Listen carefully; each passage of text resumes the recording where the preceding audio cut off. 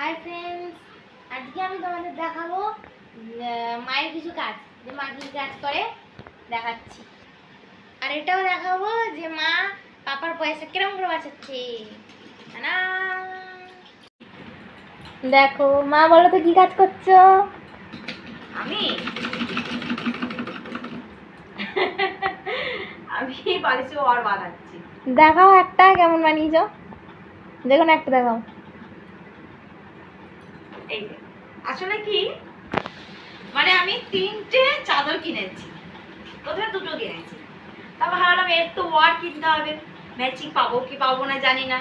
তো আমি ঠিক করলাম চলো আরেকটা কিনে নিই। নিয়ে আমি সেইটাকে দিয়ে বালিশে ওয়ার বানাচ্ছি।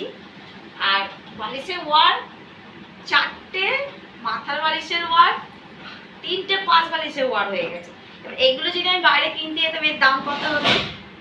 অনেক, ডবল। সেখানে 200 টাকায় আমি একটা চাদর দিয়ে এতগুলো ওয়ার বানিয়ে নিয়েছি। আর আমি নিজেই বানিয়ে নিয়েছি, তাই যে বাইরে সেলাই করার পয়সাও দিতে হলো না। এটাই আর কি। দেখো তোমার বালিশের ওয়ারগুলো খুব সুন্দর করিনি, কিন্তু মোটামুটি চলার মতো নয়। 5 বালিশটা হয়ে গেল। এই দেখ, তোমাদের দড়ি বাঁধবে?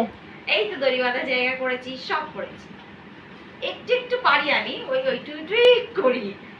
খুব ভালো পারি না, খুব বেশিও পারি না। তো বাবার পয়সাটাও বাঁচিয়ে দিলাম।